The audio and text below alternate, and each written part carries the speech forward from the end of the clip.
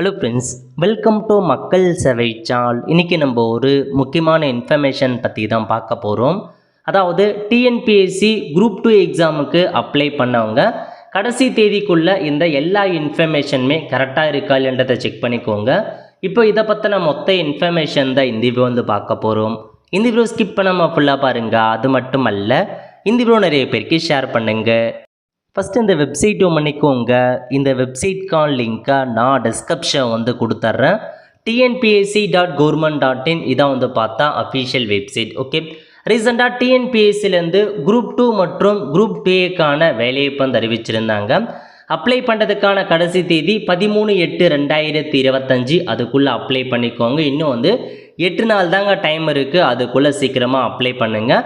கல்வி தகுதியை பொறுத்த வரைக்கும் இனி டிகிரி முடித்தவங்க அப்ளை பண்ணலாம். பல்வேறு வகையான பெரிய பெரிய பதவிகள் பல்வேறு டிபார்ட்மெண்ட்லேருந்து கொடுத்துருக்காங்க. 645 வேக்கன்சி கிட்ட அறிவிச்சிருக்காங்க. இந்த வேலைக்கு யார் யாரெல்லாம் அப்ளை பண்ணலாம், கல்வி தகுதி என்ன, என்னமான பதவி கொடுத்துருக்காங்க, எக்ஸாம் எப்படி இருக்க போது, ஏஜ் லிமிட் என்ன, இதை பற்றின மொத்த இன்ஃபர்மேஷன் நம்ம சேனலில் வீடியோ போட்டிருக்கோம்.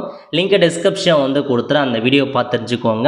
அதேமாரி எப்படி ஆன்லைன் மூலமாக ஸ்டெப் பை ஸ்டெப்பாக அப்ளை பண்ணுறதை கொடுத்து நம்ம சேனலில் போட்டிருக்கோம். அந்த வீடியோ பார்த்து குரூப் 2 எக்ஸாம் அப்ளை பண்ணுங்கள். இப்போ நம்ம பார்க்க போகிறது, இந்த வேலைக்கு அப்ளை பண்ணவங்க இந்த இன்ஃபர்மேஷன் எல்லாமே ஒன்ஸ் செக் பண்ணி பார்த்துக்கோங்க. கடைசி தேதிக்குள்ளே எப்படி செக் பண்ணலாம் அப்படின்னா, வெப்சைட்டில் போனீங்க அப்படின்னா உங்களுக்கு ஹோம் பேஜில் கீழே கொடுத்துருக்காங்க பாருங்கள், கேண்டிடேட் கார்னர்னு. அதில் போயிட்டு ரெஜிஸ்டர் யூசர் அந்த ஆப்ஷன் நீங்கள் கிளிக் பண்ணிங்க அப்படின்னா வேற ஒரு சைட்டுக்குள்ளே போகும்.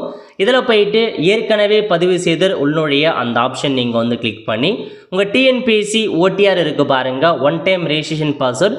அதில் போயிட்டு உங்கள் யூசர் நேமும் அதேமாரி ஓடிஆருக்கான பாஸ்வேர்டு கொடுத்துட்டு கீழே ஒரு மேத்தமேட்டிக்கல் கேப்சா கொடுத்துருக்காங்க. அதை அப்படியே என்ட்ரு பண்ணிவிட்டு சமர்ப்பி அப்படின்ற ஆப்ஷன் நீங்கள் கிளிக் பண்ணிக்கோங்க.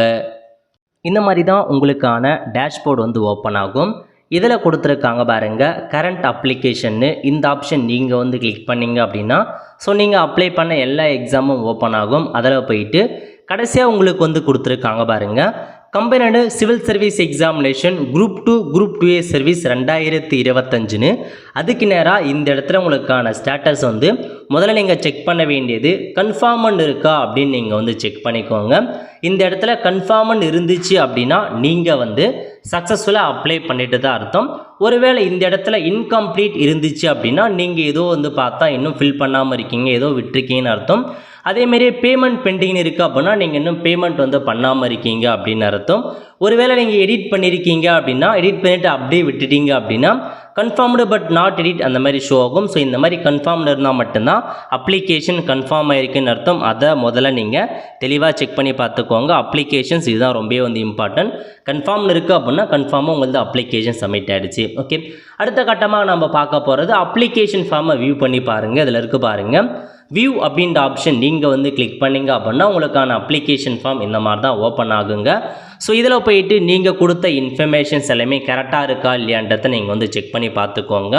உங்கள் நேம் கரெக்டாக இருக்கா, டேட் ஆஃப் பர்த் கரெக்டாக இருக்கா, ஃபாதர் நேம்லாம் கரெக்டாக இருக்கா, கம்யூனிட்டிலாம் கரெக்டாக இருக்கா, மெயில் ஐடி, மொபைல் நம்பர், இதெல்லாமே நீங்கள் ஏதாச்சும் மிஸ்டேக் இருக்குது அப்படின்னா ஓடிஆரில் போயிட்டு தாராளமாக நீங்கள் எடிட் பண்ணிக்கலாங்க. அதுவும் ஒரு இன்ஃபர்மேஷன் தான்.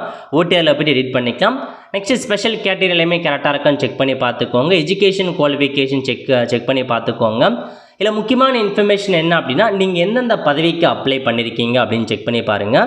அதாவது இதில் உங்களுக்கு எக்கச்சக்கமான பதவிகள் கொடுத்துருக்காங்க. உங்களுக்கு 2 ஆப்ஷன்ஸ் கொடுப்பாங்க.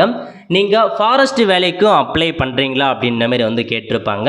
ஃபாரஸ்ட் வேலைக்கு அப்ளை பண்ணுறீங்க அப்படின்னா அதுக்கான எலிஜிபிலிட்டி என்ன அப்படின்னு நீங்கள் செக் பண்ணிக்கோங்க.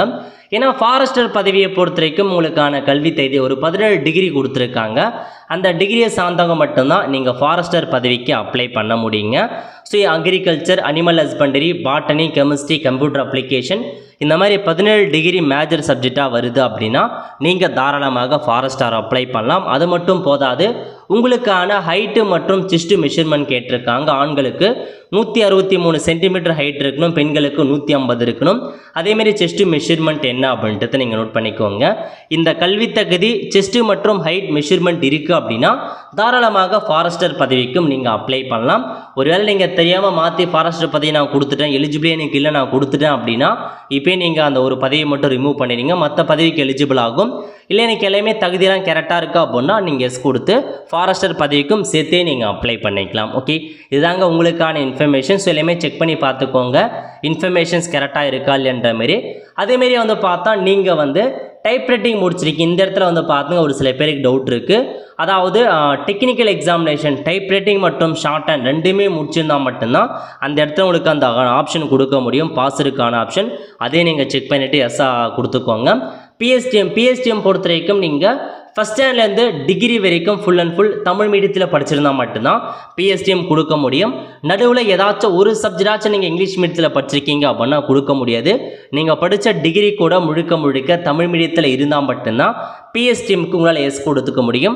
பிஎஸ்டிஎம் பொறுத்த வரைக்கும் நீங்கள் கையில் வாங்கி வச்சுட்டு தான் நீங்கள் அப்ளை பண்ணுங்கள். பிஎஸ்டிஎம் இல்லாதவங்க நோ கொடுத்து டேரெக்டாக நீங்கள் அப்ளை பண்ணலாம். அதேமாரி வந்து ஸ்போர்ட்ஸ் பர்சனாக இருக்கவங்க அதுக்கான ஆப்ஷனை நீங்கள் செட் பண்ணலாம். ஓகே, அடுத்த கட்டமாக எக்ஸாம் சென்டர் பற்றி கேட்டிருக்காங்க.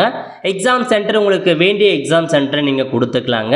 அதாவது உங்களுக்கு ப்ரிலிம் எக்ஸாமினேஷனை பொறுத்த வரைக்கும் ஒரே ரெண்டுத்துக்குமே குரூப் 2A இருக்கட்டும் 2A ரெண்டுத்துக்குமே ப்ரிலிம் எக்ஸாமினேஷன் ஒரே தான் நடைபெறும். மெயின் எக்ஸாமினேஷன் மட்டும் மாறுபடும். மெயின் எக்ஸாமினேஷனை பொறுத்த வரைக்கும் பேப்பர் 1 வந்து குரூப் 2 குரூப் 2Aக்கு ரெண்டுமே ஒரே எக்ஸாம் நடக்கும். அதுக்கப்புறம் குரூப் 2க்கு மட்டும் உங்களுக்கு மெயின் எக்ஸாமினேஷன் வேறு இருக்குன்ற மாரி சொல்லியிருக்காங்க. எக்ஸாம் சென்டர்லையுமே செக் பண்ணி பார்த்துக்கோங்க. நெக்ஸ்ட்டு உங்களுக்கான எக்ஸாம் தேர்வு நீங்கள் தான் சைட் பண்ண போகிறீங்க. ஏன்னா உங்களுக்கு பொது தமிழ் வேணுமா இல்லை ஜென்ரல் இங்கிலீஷ் வேணுமா அப்படின்றத நீங்கள் தான் சூஸ் பண்ணணும். அதை அப்ளை பண்ண சொல்லவே நீங்கள் வந்து சூஸ் பண்ணுற மாரி இருக்கும். ஸோ பேசிக்காக இதுதான் உங்களுக்கான இன்ஃபர்மேஷன். இதெல்லாம் மட்டும் நீங்கள் தெளிவாக செக் பண்ணி பார்த்துக்கோங்க. அப்ளிகேஷன் ஃபார்மை வியூ பண்ணி எல்லா இன்ஃபர்மேஷன்ஸுமே கரெக்டாக இருக்கான்னு செக் பண்ணுங்கள். ஏதாச்சும் மிஸ்டேக் இருக்குது அப்படின்னா நீங்கள் தாராளமாக எடிட் பண்ணிக்கலாங்க. அதுக்கான ஆப்ஷன்ஸ் கொடுத்துருக்காங்க, எடிட் பண்ணுறதுக்கான ஆப்ஷன். ஸோ எதுவும் இல்லை, கீழே போயிட்டு அப்படியே நேராக வந்தீங்க அப்படின்னா எடிட் இருக்கும். அந்த ஆப்ஷனை பயன்படுத்தி அப்ளிகேஷன் ஏதாச்சும் மிஸ்டேக் பண்ணிட்டீங்க அப்படின்னா நீங்கள் எடிட் பண்ணிக்கலாம். எடிட் பண்ணுறதுக்கான வீடியோ வேணும் அப்படின்னா மறக்காமல் நீங்கள் கமெண்ட் பாக்ஸில் கமெண்ட் பண்ணுங்கள். எப்படி ஆன்லைன் மூலமாக எடிட் பண்ணுறதுக்கான வீடியோ நம்ம சேனலில் போடலாம். இப்போயே நீங்கள் எடிட் பண்ணிக்கலாங்க, ஒன்றும் பிரச்சனை இல்லை. ஸோ நீங்கள் எடிட் பண்ணுறதுக்கான தேதி கொடுத்துருக்காங்க. அதாவது கடைசி தேதி வரைக்கும் உங்களுக்கு என்றைக்கு கடைசி தேதி கொடுத்துருக்காங்க. இப்போ 13/8 அதுதான் கடைசி தேதினா அது வரைக்கும் நீங்கள் அப்ளை பண்ணலாம். இதை தவிர்த்து உங்களுக்கு அப்ளிகேஷன் கரெக்ஷன் பண்ணுறதுக்கு தனியாக டைம் வேறு கொடுப்பாங்க. எப்போனா 18/8/2025 20/8/2025 வரைக்கும் டைம் கொடுப்பாங்க, எக்ஸ்ட்ரா டைம். அப்போது நீங்கள் கரெக்ஷன்ஸ் பண்ணலாம்.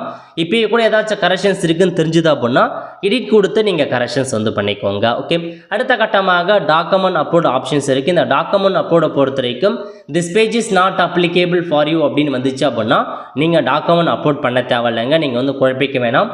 நிறைய பேர் டாக்குமெண்ட் அப்லோட் பண்ணணுமா அப்படின்னு கேட்டிருக்கீங்க. டாக்குமெண்ட்டை பொறுத்த வரைக்கும் யார் அப்லோட் பண்ணணும் அப்படின்னா டிஃப்ரெண்ட் ஏபிள் பர்சனாக இருக்கீங்க அப்படின்னா நீங்கள் மட்டும் உங்களுக்கான டாக்குமெண்ட் அப்லோட் பண்ணணும். நீங்கள் எக்ஸாம் எழுத ஸ்கிரைப் வைக்கிறீங்க அப்படின்னா அதுக்கான எவிடன்ஸும் நீங்கள் சப்மிட் பண்ணணும். டிஃப்ரெண்ட் ஏபிள் பர்சன் மட்டும் டாக்குமெண்ட் அப்லோட் பண்ணால் போதுமானது.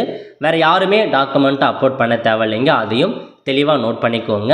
ஸோ இதுதான் உங்களுக்கான இன்ஃபர்மேஷன். இதெல்லாமே கரெக்டாக இருக்கான்னு செக் பண்ணி பார்த்துக்கோங்க.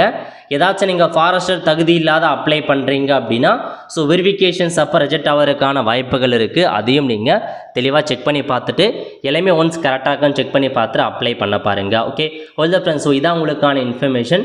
கண்டிப்பாக இந்த வீடியோ பிடிச்சா லைக் பண்ணுங்கள். அது மட்டும் அல்ல, இந்த வீடியோ நிறைய பேருக்கு ஷேர் பண்ணுங்கள். அடுத்து ஒரு நிலையில் சந்திப்போம். நன்றி, வணக்கம்.